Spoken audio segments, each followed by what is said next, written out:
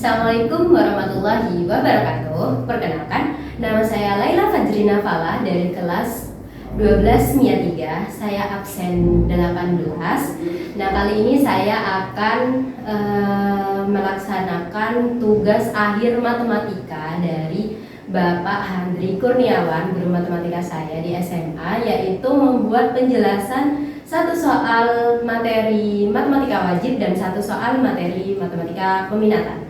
Nah, kali ini saya akan menjelaskan satu soal materi matematika peminatan, yaitu saya memilih untuk menjelaskan tentang turunan trigonometri, karena saya pikir turunan trigonometri ini mudah, tapi pada saat kita mengerjakan soalnya langsung kita agak bingung, terus kemudian akhirnya menjadi sedikit susah.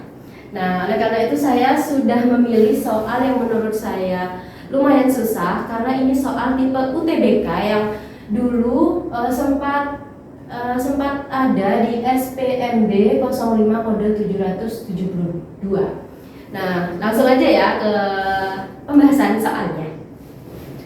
Jadi soalnya itu tips pertama yaitu kita baca dulu soalnya.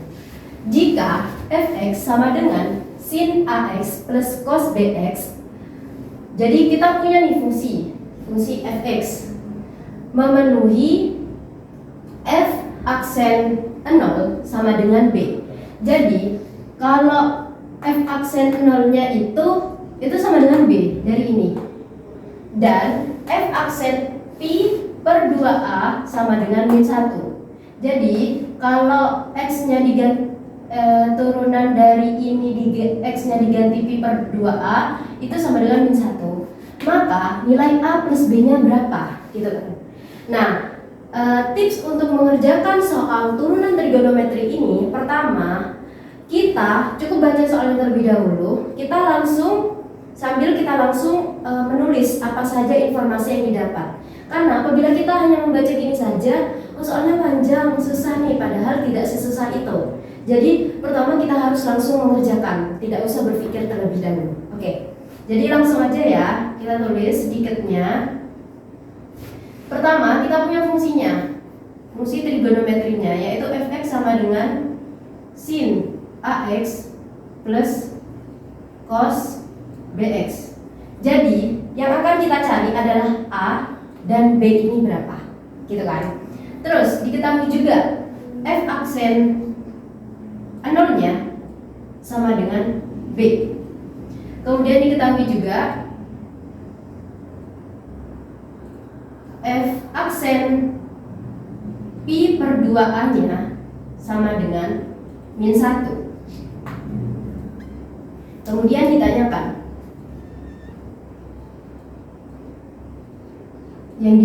adalah a plus b-nya sama dengan berapa, gitu kan. Nah, langsung aja kita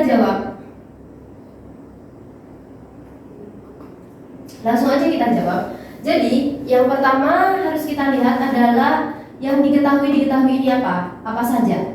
Kemudian, nah di sini kan ada informasi bahwa turunan pertama dari fx, turunan pertama dari f0 sama dengan b. Jadi kan ini kita harus turunkan dulu tuh. Nah, langsung aja kita tulis.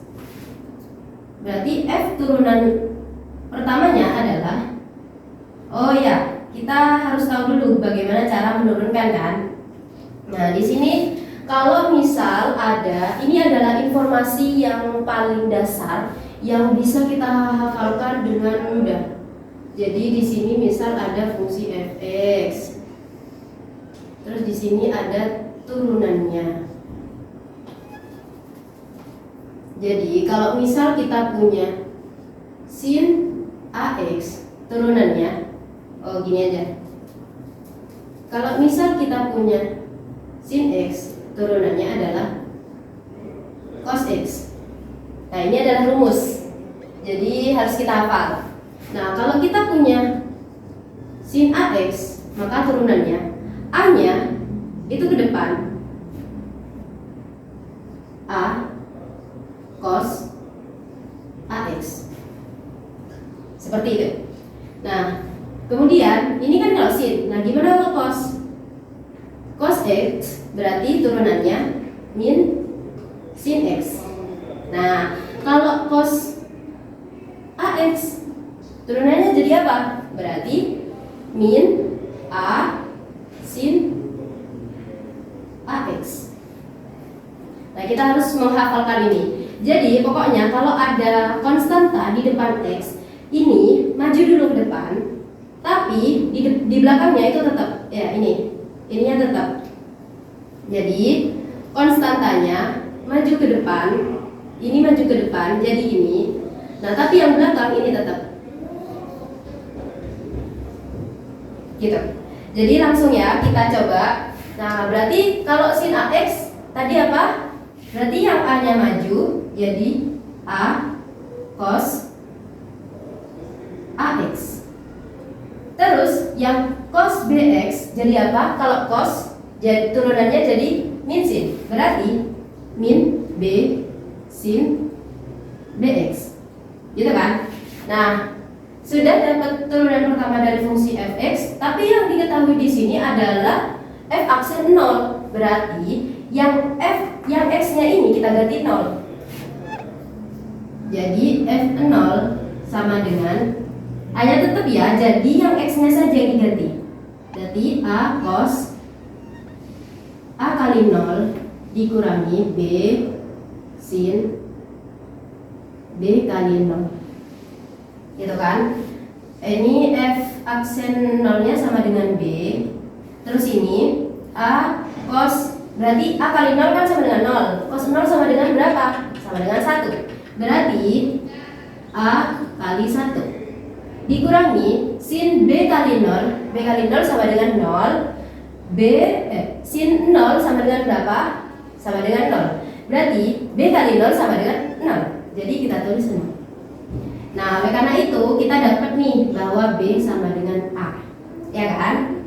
Nah, ini adalah informasi pertama yang bisa kita keep dulu. Tapi kita belum tahu jawabannya apa, karena yang ditanya adalah A plus B. Sedangkan kita hanya punya informasi B sama dengan A. Nah, kita pakai informasi yang diketahui yang kedua. Saya tulis di sini. Kan kita sudah tahu nih f aksen x-nya segini. Jadi tinggal kita samakan aja caranya pakai yang ini. Jadi kita langsung aja f aksen pi per 2a sama dengan, berarti a-nya tetap a cos a, ini dikurung aja nggak apa-apa ya, kali pi per 2a dikurangi b sin B kali pi per 2a. Aduh maaf ya, ini ya gini. Nah, setelah dapat gini, kita nih bisa coret-coret. Nah, ini ada kan yang sama A, bisa dicoret dengan A. Nah, di sini kita tahu nih informasi bahwa B sama dengan A. Berarti dengan kata lain, B di sini ini sama dengan A. Ya kan? Karena B sama dengan A. Berarti boleh dong dicoret yang A sini dengan yang sini? Boleh. Jadi kita dapat nih bahwa A cos pi per 2 dikurangi B sin pi pi per 2. Pi per 2 berapa? Pi itu kan 180. Berarti 180 dibagi 2 sama dengan 90. Benar. Berarti A cos 90 dikurangi B sin 90. Nah, ini kita udah tahu kan bahwa ini sama dengan min 1. Nah, cos 90 berapa? Cos 90 kita harus hafal di luar kepala, yaitu sama dengan 0. Sedangkan ini B-nya tetap. Sin 90 berapa? Sin 90 sama dengan 1. Jadi kita memperoleh bahwa ini 0 kan? 0 dikurangi min B, berarti min B. Jadi kita dapat nih hasil bahwa B sama dengan min ininya sama-sama dicoret ya. Ininya sama-sama dicoret, jadi B sama dengan 1. Jadi, kita punya kan nih informasi bahwa B sama dengan A kan. Nah, kalau B-nya 1, otomatis A-nya berapa? 1 juga. Nah, ini kan benar-benar. Maka, kita bisa nih jawab pertanyaan ini. A-nya tadi berapa? Berarti ini kan A-nya sama dengan 1, B-nya sama dengan 1, gitu kan? A-nya berapa? A-nya 1 ditambah B-nya berapa? B-nya 1 sama dengan 2. Jadi jawabannya adalah yang B. Oke. Nah, jadi pokoknya kalau turunan trigonometri ini kita harus tahu konsep-konsep dasarnya, yaitu kita harus tahu nih tabel ini. Ini sebenarnya dari sin, cos, tan, kosekan, kotangen, dan seterusnya itu. Ya, kita harus hafal juga yang itu. Tapi kebanyakan kalau turunan trigonometri itu sampai sin dan cos saja. Tapi kita harus juga menghafal semuanya. Kemudian kita harus hafal cos 0 berapa, cos 30 berapa, sudut-sudut seperti itu kita harus hafal. Jadi kalau ada soal turunan trigonometri kita nggak usah takut lagi. Terus kita harus tahu konsep turunan itu gimana sih. Nah, kayak yang ini tadi bilang, yang saya bilang A-nya maju ke depan, sin, terus yang ininya tetap, karena ini termasuk sudut. Seperti itu. Oke. Terima kasih. Apabila masih ada yang bingung, bisa tanya di kolom komentar nanti. Terima kasih atas perhatiannya, terima kasih sudah menonton. Semoga jelas, semoga bisa membantu teman-teman sekalian yang menonton untuk paham. Terima kasih Pak Handri sudah mengajar kami.